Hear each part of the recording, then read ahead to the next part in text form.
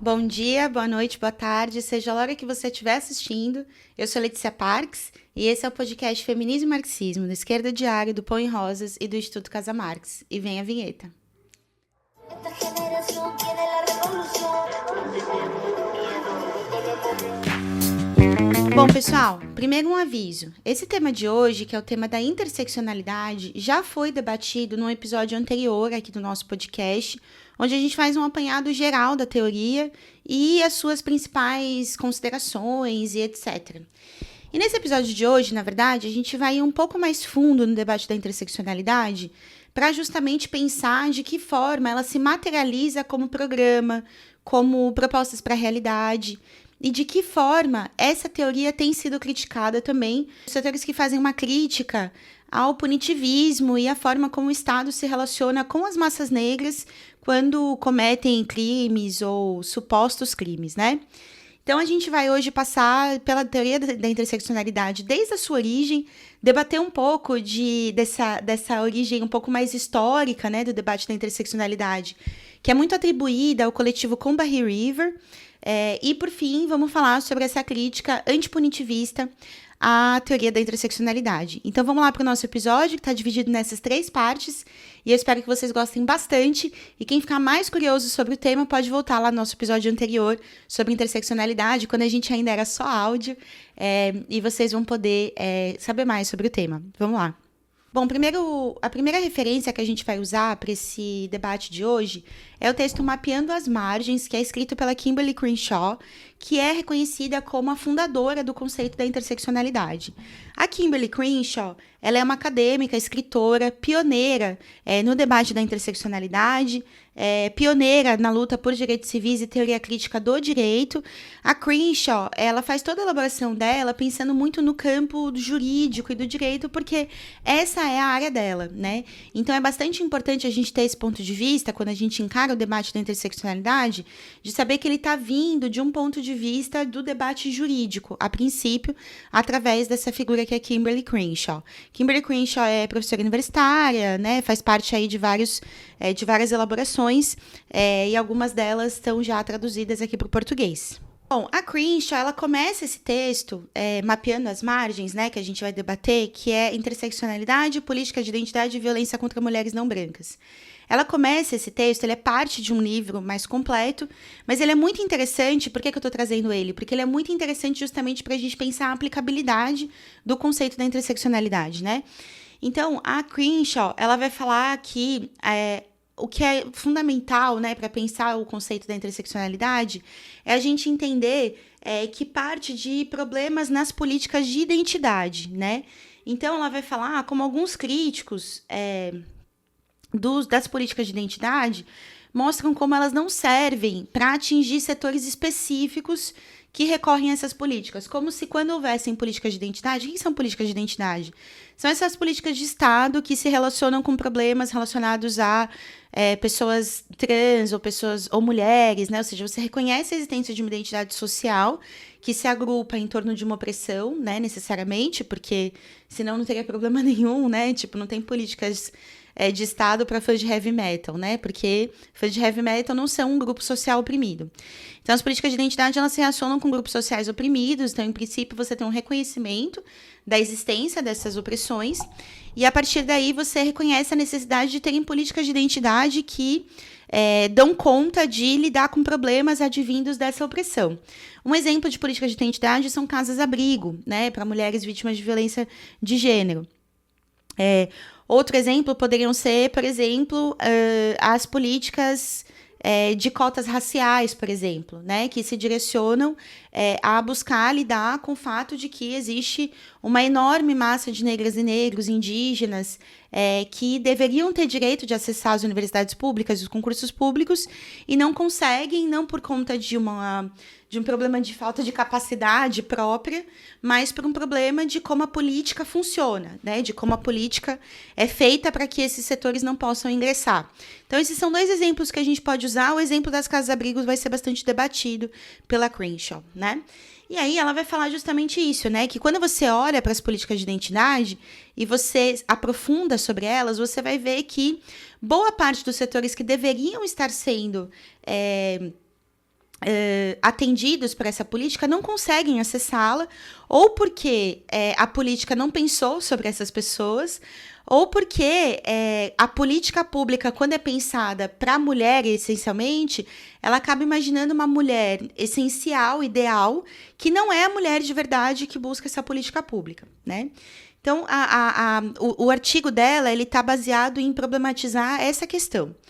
Depois ela vai falar, né, que da onde vem isso, né? Vem justamente de uma perspectiva de um feminismo que a gente poderia aqui, né, a Crenshaw não usa esse nome, mas a gente poderia aqui atribuir esse tipo de feminismo a um feminismo mais liberal, que quando estabelece a lógica da política pública para mulheres ou para negras e negros, né, no caso de um movimento negro liberal, ele não considera essas especificidades por exemplo, no caso do feminismo liberal, das mulheres não brancas, das mulheres trabalhadoras, das mulheres migrantes, né? No caso das políticas de cotas raciais, por exemplo, por mais que elas tenham servido para configurar uma nova realidade dentro da universidade, do ponto de vista da composição racial dela, também são insuficientes quando a gente encara, por exemplo, o problema da dificuldade da identidade indígena, né, que é muito barrada por elementos burocráticos, né, do processo de identificação indígena, ou quando a gente pega o caso das massas negras, né, a gente tem todo esse debate de como que você faz uma heteroidentificação, né, como que você defende o direito à autodeterminação identitária, né, a autodeclaração, e logo em seguida a política pública vai lá e coloca uma banca para dizer se você é ou não é negro, né, ou seja, a própria política nega um direito fundamental que é o direito à autodeclaração de identidade. Então, enfim, essas políticas, né, quando elas estão na mão de feminismos ou movimentos negros liberais, elas tendem a cometer erros que vão se virar contra justamente os setores mais oprimidos dentro dessas camadas que são os alvos, né, da política pública. E ela vai falar que, então, né, defender o ponto de vista dela da interseccionalidade, que, então, é chave para a política pública que se considere o problema desses setores interseccionais, né, que seria o quê, né? Claro, eu vou repetir que lá no episódio que a gente já falou sobre interseccionalidade antes, a gente explica melhor o conceito, mas eu vou retomar aqui bem brevemente, tá bom? A gente explica o quê, né? Que a interseccionalidade, na lógica da Crenshaw, é quando você vê a opressão não como ruas paralelas, né? Então, ou você é mulher, ou você é negro, ou você é LGBT, ou você é, enfim, deficiente físico, né? Ou você tem TEA, enfim, ou seja, são várias. Ou você olha como ruas paralelas que não se conectam, ou você justamente se preocupa em pensar quais são os momentos de intersecção entre esses dilemas, né, sociais. E que quando a pessoa vive nessa intersecção, por exemplo, mulher negra, lésbica, mulher negra, mãe, né? Mulher negra, lésbica, mãe, você já vai mudando a configuração dessa opressão. E ela não é a mesma que simplesmente somar as outras opressões, né? Não é uma somatória de opressões. Realmente vai ter uma experiência específica desse indivíduo. Então, a Crenshaw ela vai descrever a interseccionalidade como isso. Ela fala, bom, a política pública ela precisa olhar para essas intersecções, senão ela vai ser sempre ineficiente, né? Então, ela vai falar quais são essas intersecções, por exemplo, que atuam no caso do problema das casas-abrigo, né? Então, ela vai falar a relação entre violência de gênero, né? Ou seja, ser mulher numa relação opressiva. E quando essa mulher, além de estar numa relação opressiva, ela tem classe e ela tem raça, né? Ou seja, ela busca uma casa-abrigo e ela não tem meios de subsistir, ou seja, fora do casamento, né? Do qual ela está saindo.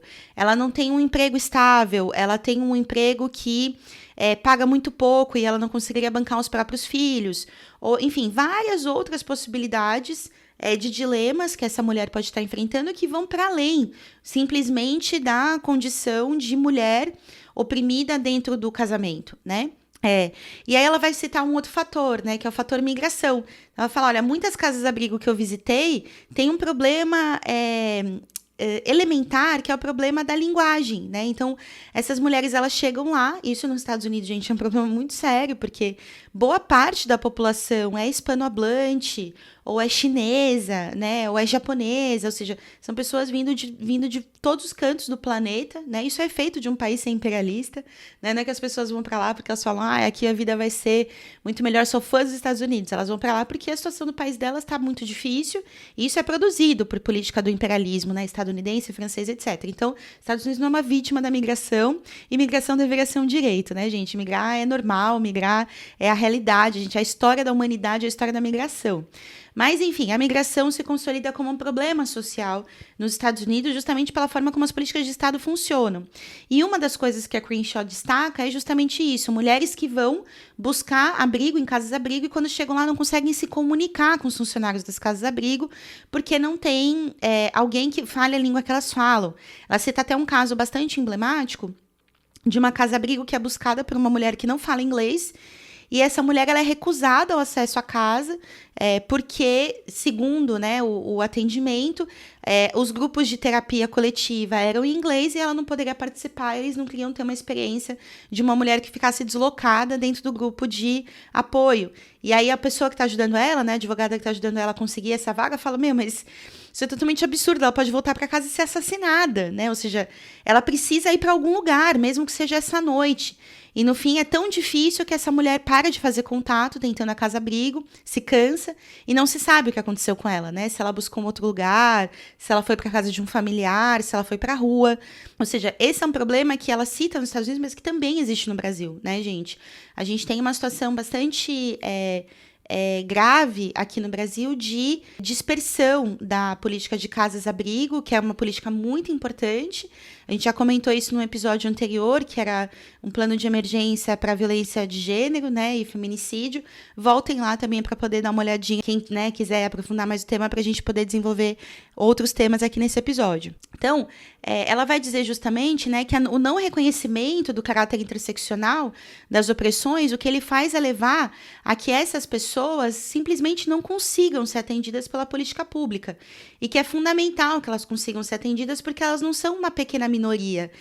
Quando você vê a configuração do grupo social mulheres, né, ou do grupo social negros, você vai ver que existe muito mais intersecções, né, isso ela está explicando, do que uma situação essencializada, né, ou seja, uma mulher essencial que é só mulher. Não existe isso, né? As pessoas, elas carregam distintas formas de experiência com a realidade e, inclusive, com dinâmicas de opressão que vão justamente se somando, né? E aí, na verdade, ela vai falar que vai dar um exemplo, né? Que eu achei que é um exemplo muito interessante, que é como, do ponto de vista do feminismo liberal, quando você pega o caso da caracterização do estupro e do debate legal sobre o estupro, do ponto de vista do feminismo liberal, houve uma incapacidade de fazer uma forte campanha, uma forte política contra o discurso da mulher boa e mulher má, né? Ou seja, a mulher boa não pode ser estuprada e a mulher má é culpa dela, né? Porque parte do discurso da mulher boa e mulher má envolvia aspectos que fazem parte de realidades que o feminismo liberal não vive, né? Ou seja, e não pensa sobre e não quer pensar sobre, né? Por exemplo, se a gente pega o que seria a mulher que pode ser estuprada, né? Nessa lógica geral da violência de gênero patriarcal da sociedade capitalista, quem que é essa mulher? É a mulher que anda sozinha à noite, é a mulher que anda sozinha, em geral, é a mulher que usa roupa curta, é a mulher que sai, que vai em baladas, que conhece gente, que sai com pessoas que ela acabou de conhecer. Essa mulher, a culpa do estupro é da conduta dela, né? Então, ela vai explicar, olha, o feminismo liberal, ele fez muitas críticas a essa caracterização da mulher má, né? A mulher que merece ser estuprada, mas ele nunca fala da mulher negra, né? E como que para a mulher negra existe uma mulher má, entre aspas, né? Que vem como um fator da cultura desde a escravidão, né? E o feminismo liberal, ele nunca se opôs a esse conteúdo ideológico e cultural, né? Aqui no Brasil a gente tem os nossos correlatos, né? Que é a mulata do samba, é a crioula, né? Que é um nome horroroso, mas que, enfim, era muito utilizado justamente para descrever essa mulher mestiça e tal. Inclusive, isso é uma das coisas que eu mais detesto do colorismo, é que existe, sim, um racismo específico que é direcionado contra as pessoas mestiças negras, né? e que é tenebroso, né? Ou seja, eu passei a minha adolescência, a minha infância inteira sendo assediada na rua por ser uma mulher reconhecida pela população, né? Machista, racista, como mulata. Então, existe a mulata, né? A própria Lélia Gonzalez debate isso também criticando a ideia do colorismo, né? A gente vai fazer um episódio ainda, a gente prometo aqui para vocês, sobre o debate do colorismo, pretos e pardos, etc. E por que a gente recusa essa divisão da luta negra, né? Para nós é preciso enfrentar o racismo em todas as suas formas, seja a sua forma racista contra pessoas retintas, mais escuras, seja a sua forma específica de racismo contra pessoas mestiças, que existe também, né? Não é mais fácil. O racismo não é mais fácil. É tão absurdo dizer que sofrer racismo é mais fácil, em algum contexto ou em outro. É tão violento contra as experiências subjetivas dos indivíduos que experimentam essas situações, que eu não consigo nem ter paciência com a galera que defende o colorismo. Mas, enfim. Então, a crítica da Crenshaw, fechar esse parênteses, ela vai justamente dizer o quê, né? Que essa tipificação essencialista do que é ser mulher, ela nunca considerou as características, inclusive carregadas culturalmente pelas mulheres negras, né? Aquele peso sobre as costas das mulheres negras, da sua opressão através de uma história de escravidão e etc. E que refletir sobre tudo isso deve ajudar a pensar como enfrentar, né, os discursos de justificação do estupro e da violência sexual. Isso por um lado.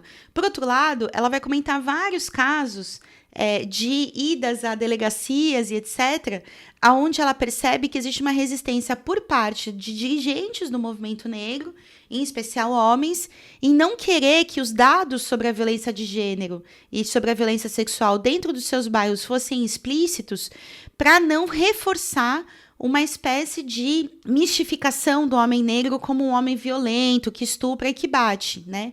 Como se o dado estatístico não fosse ajudar justamente a direcionar discursos, propagandas, campanhas, etc., para parar essa violência, né? Então, ela fala, olha, isso é um problema, porque tanto do ponto de vista do feminismo liberal quanto do ponto de vista do movimento negro, as mulheres negras não encontram um lugar, né? Um não quer falar sobre elas porque elas não são mulheres, elas são outra coisa, e o outro não quer falar sobre elas porque vai fazer mal para a imagem da comunidade negra. E isso é muito complicado, justamente, né? Porque quando a gente vai aterrar no debate do programático sobre essas experiências, né? É muito importante que sejam ouvidas as mulheres negras, que são as principais vítimas, tanto do estupro quanto da violência doméstica, né? Aqui no caso do Brasil, o feminicídio, né? Quando a gente olha para esses dados, as mulheres negras ocupam proporcionalmente uma parcela muito grande desses casos de violência em comparação com o seu status na composição populacional. Então, olhar para esses casos da forma como eles são é fundamental. Isso a gente concorda completamente com a Crenshaw. Daqui a pouco a gente vai para onde a gente discorda, puxando um pouco do debate da própria Angela Davis. Então, vamos ir agora para o problema debatido pela professora Collins, né, a Patricia Hill Collins, que é uma outra teórica da interseccionalidade, também muito conhecida. Aqui no Brasil, ela tem muito mais obras publicadas, inclusive, do que a própria Kimberly Crenshaw, bastante porque ela sai um pouco do campo do direito e ela vai para um debate que é um pouco mais do campo da política, né, e de quais são as políticas para as mulheres negras, as mulheres latinas, as mulheres migrantes e etc. A professora Patricia Hill Collins, ela atua em várias universidades, tem muitas obras publicadas, é realmente uma figura muito interessante de ser lida, eu recomendo a leitura para vocês, e vou falar aqui um pouco de um aspecto que aqui no Brasil a gente talvez não visualize tanto como uma relação direta com o debate da interseccionalidade, mas é uma das principais políticas da interseccionalidade, que é a tese do empoderamento. A Patricia Hill Collins, ela tem um texto que a gente vai debater um pouco hoje aqui, que é o Por uma Política do Empoderamento, que está naquele livro dela que foi publicado aqui no Brasil, chamado Pensamento Feminista Negro, né? Então, dentro dele existe esse artigo, é um artigo de finalização, de conclusão do livro dela, onde ela vai justamente sintetizar o que seria a política, o programa, a estratégia do feminismo interseccional. Então, ela vai falar o quê, né? Que primeiro é preciso pensar o que é poder. E aí ela vai articular diferentes formas de leitura do poder, né? Então ela vai falar que existe um poder dialético, o poder que é imposto sobre os oprimidos e a resposta dos oprimidos em relação à opressão, né? Seria um poder dialético nesse sentido da tensão, da oposição entre esses polos. Ela vai falar de uma entidade inatingível de poder, né? Que seria esse poder que circula como uma matriz cultural e intelectual e ideológica sobre as pessoas e que vai atuar na relação direta de um a um. Então, esses são os dois tipos de poder que ela vai comentar. E ela vai falar que esses dois tipos de poder atuam sobre 4 domínios de poder. O poder estrutural, que é o poder que organiza a opressão, né, que é histórico e tal, geracional, transgeracional, na verdade. Um poder disciplinar, que administra a opressão, que aí seriam os presídios, as escolas, as instituições hospitalares, os manicômios, etc. Um poder hegemônico, né? O que seria um poder hegemônico? É esse poder que justifica a opressão. Então, são os aparelhos de mídia, em parte também as escolas, né? São os aparelhos de comunicação, são essas formas de legitimação do discurso do poder, dessa continuidade do discurso, né? E, por fim, a gente teria o poder interpessoal, que é a forma como o poder se estabelece dentro das relações humanas. E aí, como resposta a esses poderes, ela vai dizer o quê? Que o feminismo interseccional, então, o que ele precisa propor é uma política de empoderamento, que é utilizar o conhecimento, a leitura, o conhecimento da história, etc., para atacar essas distintas formas de poder hegemônico e conseguir, nesse sentido, empoderar as mulheres negras, revitalizando o feminismo negro estadunidense que se dirige ao mundo, né? Ou seja, que se vê como parte de uma nação que oprime e que, nesse sentido, precisa se posicionar também em relação a problemas que são transnacionais. Quais são os problemas que a gente pode debater aqui, né? Primeiro, a própria caracterização do poder. Vocês veem como é um poder que não tem classe, né? Não existe uma classe dirigente que, através dos seus milhares, milhões, incontáveis recursos materiais, implica, né, em que essa classe é quem decide os rumos da sociedade, né? Quem, em última instância, manipula ou dirige ou coordena os processos eleitorais, é quem dirige as instituições a serviço de seus próprios interesses, né? Aquela velha ideia do Lenin, que continua super atual, né? Que é um balcão de negócios da burguesia, cada Congresso Nacional, cada Senado. Ou seja, a ausência de uma reflexão mais concreta sobre quais são as dinâmicas entre as classes sociais, leva a que a gente quase entenda, através de uma leitura da interseccionalidade, que se trata de uma luta entre oprimidos e opressores, né, um contra o outro, como se o que constituísse a nossa batalha diária fosse uma oposição entre mulheres e homens, entre negros e brancos, entre mulheres brancas e mulheres negras, quando, na verdade, inserir o tema da classe faz uma diferença muito grande quando a gente visualiza que o problema da classe está por trás da continuidade das ideologias de opressão, por um lado, e está por trás também de como se experimenta a opressão, né? Ou seja, é diferente você ser mulher e ser negro, ou ser mulher negra, ou ser negro e LGBT, enfim, todas as diversas formas de opressão que o capitalismo proporciona, né? O tratar cada diferença como motivo de oprimir. É diferente você viver a opressão sendo um membro da classe trabalhadora que todos os dias sai para trabalhar e que é obrigado a vender a sua força de trabalho, ou que não consegue vender a sua força de trabalho e, portanto, é colocado numa situação de precarização da vida muito profunda, e você ser um Obama, uma Hillary Clinton, uma mulher ou uma pessoa negra que é um membro da burguesia, né, que é cheio dos privilégios, aí sim estamos falando de privilégios, né? De uma vida sem trabalho, vida sustentada pelo trabalho de outra pessoa, né? Que é o trabalho da classe trabalhadora, de várias outras pessoas, na verdade. Então, esse tema da questão da classe, ele é um tema fundamental, né? Por isso que não dá pra gente dizer que o feminismo interseccional é um feminismo marxista.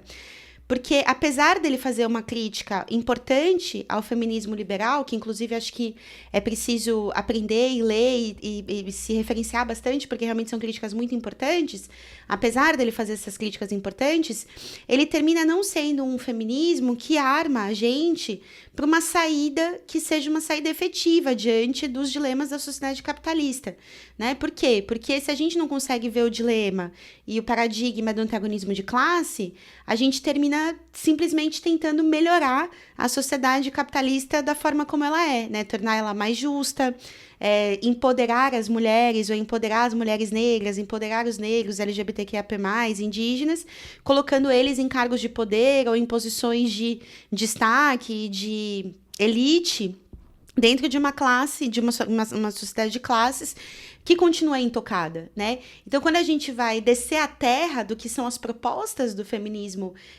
interseccional, a gente vai ver que desemboca justamente nisso, né? Então, as questões que Patrícia Hill Collins traz no seu livro, né? Então, ela fala do uso do conhecimento, da ampliação da consciência, do direito à cidadania, né? Que é todo um tema muito importante de pensar, né? O que é essa cidadania, para quem, quem são os verdadeiros cidadãos, ou o que é cidadania, né, no marco de uma sociedade, de uma democracia, que na verdade é uma ditadura dos ricos sobre os pobres, né, uma ditadura da burguesia sobre a classe trabalhadora e o povo pobre. Dignidade humana, justiça social, ou seja, uma série de conceitos que na verdade se limitam à melhoria da sociedade capitalista da forma como ela é. E que vão levar a uma crítica por parte de Angela Davis, que a gente vai debater no bloco 3 aqui desse episódio, né? Para a gente entrar diretamente no bloco 2, eu acho que é importante a gente mencionar que várias vezes, né, no debate do feminismo interseccional, é trazido como uma origem, uma espécie de uma origem epistemológica, né, do conceito, ou seja, uma origem que não é a teoria interseccional diretamente, mas que é tratado como uma origem de uma espécie de uma experiência interseccional, né, dentro do movimento social, que é o coletivo Combahee River, que é um coletivo fundado em Boston, em 1974, que vai ter o seu manifesto publicado em 1977, que é um manifesto que é muito importante, tem sido muito debatido. A gente vai ter um episódio específico sobre o coletivo Combahee River, é uma história que eu estou me especializando bastante, né, meu tema de pesquisa de pós-graduação. E, na verdade, e aí, gente, mandem questões, mandem dúvidas que vocês possam ter sobre esse tema, porque é um tema que me interessa muito e eu quero muito debater. E, na verdade, tem uma confusão muito importante aí, né, que as próprias membros vivas do coletivo destacam, né? Ou seja, o que se convencionou chamar de feminismo interseccional é muito diferente do que o que está nas palavras e nas ações dessas mulheres que estavam se organizando na década de 70. Né? Quem eram essas mulheres? Barbara Smith, a irmã dela, né, a Beverly Smith, a gente pode falar de Audre Lorde, teve passagens aí pelo coletivo, Demita Frazier, enfim, uma série de mulheres que eram, além de negras, lésbicas, né? E que se reúnem nessa experiência de coletivo para tentar pensar de que forma elas poderiam alterar a forma de raciocinar e de pensar política do feminismo, que elas conheciam na geração delas. Elas partem de uma militância no feminismo e fazem críticas a essas agrupações da qual elas vieram. Algumas delas, por exemplo, vêm do próprio Partido dos Panteras Negras, né? Como é o caso de Demita Frazier. E, na verdade, essas mulheres, elas vão reivindicar, elas partem no seu manifesto de uma análise que é bastante apegada à teoria marxista, né? Ou seja, elas partem de uma concepção anti-imperialista, de um conteúdo de classe, né? Da necessidade da revolução. Ou seja, revolução é uma palavra muito importante, né?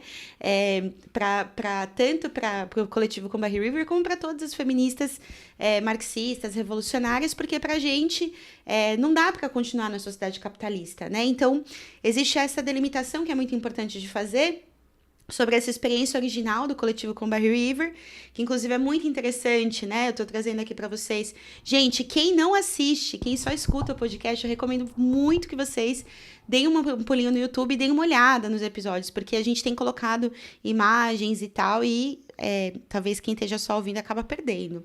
Então, né, eu tô mostrando aí as fotos da Barbara e Beverly Smith, justamente na época em que se organizavam no coletivo Combahee River. Aqui uma imagem de uma participação delas no movimento foi bastante importante em Boston, o movimento de exigência de justiça pelos casos de assassinatos de 14 mulheres negras em Roxbury, em Boston, né? Uma parte bem negra e bem periférica, proletária da cidade, que, enfim, quando a gente contar a história do coletivo, eu vou falar mais sobre isso. E aí elas participando de um protesto contra um caso de brutalidade policial contra uma mulher negra, estudante também em Boston. Então, o que a gente vai ver, né, primeiro que são mulheres que sustentam uma prática de ir às ruas, de se manifestar, de participar de mobilizações e de entender que é a partir da luta social, né, da luta de classes, que você produz qualquer tipo de transformação na sociedade. Por outro lado, uma concepção também muito importante, que vai estar justamente na escolha do nome, né, que é o Combahee River, que é essa tendência que elas estão colocando ali de se colocar como opositoras de um feminismo liberal, por um lado, e de um movimento antirracista que não olha para o caso das mulheres negras, né? Então, elas escolhem esse emblemático momento do Combahee River, que é um momento onde fica marcado na história dos Estados Unidos como uma das principais ações de Harriet Tubman, que é essa referência de mulher negra que lutou contra a escravidão, se deslocou do sul ao norte, levando uma série de pessoas escravizadas em direção à liberdade, e que vai liderar uma das únicas ações lideradas por mulheres na Guerra Civil dos Estados Unidos, do século XIX. Ela vai liderar um batalhão justamente com a perspectiva da luta pela emancipação e pela liberdade das negras e negros, né, que marca bastante a experiência das negras e negros dentro desse processo da Guerra Civil dos Estados Unidos, e que é um elemento que leva, inclusive, o próprio Marx a acompanhar bastante o processo da Guerra Civil nos Estados Unidos, muito interessado em saber, em acompanhar e gerar apoio internacional, né, um internacionalismo muito forte do Marx, que queria que os trabalhadores ingleses e alemães se posicionassem em apoio ao norte, né, na guerra, entendendo que a luta contra a escravidão era a luta fundamental da classe trabalhadora naquele momento, né? Inclusive, ele dizia que, né, ele conclui isso no Capital, dizendo que o trabalho de pele branca não pode ser livre, onde o trabalho de pele negra é marcado a ferro. Então, essa vinculação do coletivo Combahee River com especificamente o caso da Harriet Tubman, também é muito emblemático, né? Porque revela um pouco essa visão bastante profunda delas, da história, da participação das mulheres negras na luta pela emancipação de escravizados, da participação das mulheres negras na guerra, né? E de uma participação que ia diretamente dentro de um combate da luta de classes, né? Que era a luta entre escravizados e escravocratas. Então, enfim, a gente vai chegando aí, né, justamente no que parece pra gente ser uma das formas de que se poderia formular uma crítica à teoria da interseccionalidade, mostrando justamente uma contradição sua na própria referência histórica, né? Então, quando a gente tem uma referência histórica como o Combahee River, o coletivo Combahee River, onde tem mulheres como Audre Lorde, que, por exemplo, tinham essa frase, né, "The master's tool will never dismantle the master's house", ou seja, as ferramentas do mestre nunca destruirão a casa do senhor, né? A casa do mestre. Ou seja, a própria lógica da justiça social ou da justiça como norte estratégico, né? Como é no caso da elaboração da Crenshaw, ou das políticas públicas efetivas, também na lógica da Crenshaw, ou quando a gente pega a lógica do empoderamento, né? De Patricia Hill Collins. Todas essas concepções, esses horizontes estratégicos e essas perspectivas de transformação social, elas são ferramentas do mestre, né? São ferramentas do senhor, né? Então, a lógica do empoderamento, rapidamente, a sociedade capitalista conseguiu incorporar como um conteúdo próprio seu. O mesmo a ideia de justiça, né? Que muito rapidamente é possível transformar em uma perspectiva autoritária e persecutória contra as próprias mulheres lutadoras, a classe trabalhadora mais de conjunto, as massas negras, etc, né? E antes da gente começar o nosso bloco 3, vamos fazer uma paradinha para os comerciais.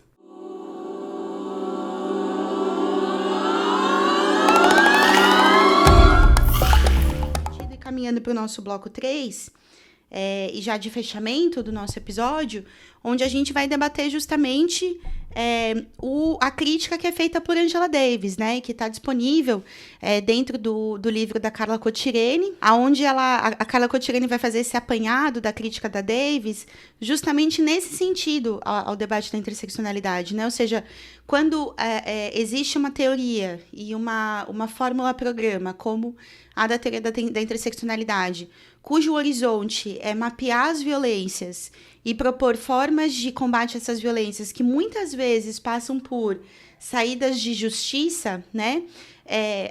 A fórmula geral pode terminar sendo um fortalecimento das instituições que perpetuam. Não deve ser um discurso do feminismo, ou das feministas, ou das que querem transformar a sociedade, mas em geral, defender o aprimoramento das prisões e das formas de perseguição e de penalidade, né, contra as massas negras e pobres e trabalhadoras. Então, o que a gente vê justamente muitas vezes é os casos de violência contra nós sendo utilizados por parte do Estado burguês para aprimorar a repressão contra nós mesmos, né? Então, é muito comum, por exemplo, que de um caso de assassinato ou feminicídio surja uma série de reivindicações de mais vigilância, mais polícia. Tudo isso que a gente sabe que não resolve o problema da violência de gênero, não resolve o problema do estupro, não resolve o problema do feminicídio, né? Porque se polícia fosse a solução ideal, por exemplo, para o problema do feminicídio, e a quantidade de polícia que existe numa cidade como São Paulo, a gente não teria os dados que a gente tem aqui, que são escandalosos. Ou a gente não teria a própria polícia praticando atos de feminicídio e de estupro, né? Como foi em alguns casos que foram relatados recentemente por parte de Polícia Rodoviária Federal, Polícia Militar do Estado de São Paulo, do Rio de Janeiro. A gente lembra, por exemplo, no caso das revoltas no Chile, né? As denúncias que vinham dos carabineiros, né? Dos policiais, colocando mulheres indígenas, mulheres lutadoras, jovens dentro dos camburões, estuprando essas mulheres, né? Então, os aparatos de repressão desse Estado, esse Estado que perpetua o patriarcado, a gente não pode confiar nele a solução para o patriarcado ou a solução para a violência, né? Isso não significa, do ponto de vista nem da Angela Davis, nem do nosso, que a gente não deve lutar por medidas de justiça e de proteção às mulheres, de forma nenhuma, né? Inclusive num país como o Brasil, onde, na verdade, o que reina é a impunidade frente aos casos de violência e de opressão, né? Não significa isso.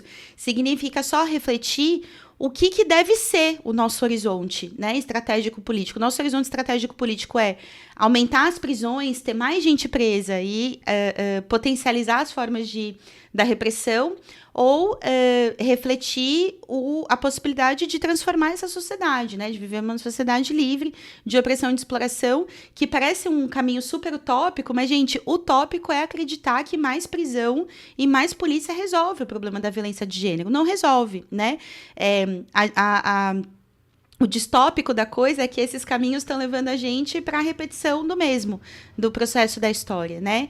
Então, Angela Davis, ela está debatendo justamente isso e pensando as formas alternativas, né, de justiça que se aproximam mais de uma perspectiva anticapitalista, né? Que seriam, por exemplo, medidas como diálogo de pares, medidas como o controle da vítima sobre o encaminhamento da situação, né? Ela comenta muito isso, quando, como uma vítima de uma situação de violência declara o seu caso de violência para a justiça e para as autoridades, ela perde o controle completamente do que vai acontecer com o caso dela, né? Ela não tem mais direito de opinar, ela não tem mais direito de falar com o seu agressor. E muitas vezes mulheres querem falar com o seu agressor, contar o que sentiram, o que experimentaram, o que viveram durante aquela situação num ambiente controlado, né? Tem setores do progressismo e também da igreja, falando de medidas como justiça restaurativa, que tem vários problemas, né, a forma como os estados estão utilizando, mas que também aponta alguns caminhos do que seria possível fazer diante dos casos que não são tão graves e tão drásticos, né? Mas tudo isso para comentar um pouco que, na verdade, o nosso horizonte ele pode ir para muito além, né, do que a gente acredita. Será que a gente precisa das saídas que o próprio capitalismo já oferece? Ou a gente pode pensar em saídas que são nossas, né? E concordando ou não com o abolicionismo penal de Angela Davis, eu acho que a chave de toda a discussão está em desconfiar dos aparatos de justiça e de repressão da sociedade capitalista, do Estado burguês, e pensar de que forma na história e no futuro os que foram revolucionários, os que são revolucionários podem apontar caminhos distintos. E eu acho que, em última instância, né, como uma teoria como interseccionalidade, o fato dela parar aí, né, dela parar na reivindicação de cidadania, justiça e empoderamento, leva ela a ser uma forma bastante mais progressista, antiliberal, mas uma forma de reformismo, né, diante da sociedade capitalista. Então, pessoal, a gente para por aqui. Esse foi o nosso episódio de hoje. Vai lá nas nossas redes sociais, no Instagram, na nossa página @Instituto Casa Marx, @Pão e Rosas, e vocês vão poder ver as imagens desse episódio. E quem está ouvindo a gente aqui nas plataformas de áudio, por favor, deixa seu like, deixa sua nota. 5 estrelas é nosso ganha-pão. E aqui no YouTube, por favor, também deixa sua curtida, seu compartilhamento, seu comentário. Peçam temas aí para os nossos próximos episódios para a gente poder abordar também as questões que vocês estão pensando. Esse episódio foi produzido por Esquerda Diário, Instituto Casa Marx e Pão e Rosas, roteirizado e apresentado por mim, Letícia Parks, editado por Taz Garcia e finalizado por Juan Pablo Dias Vio. Muito obrigada e até o próximo episódio.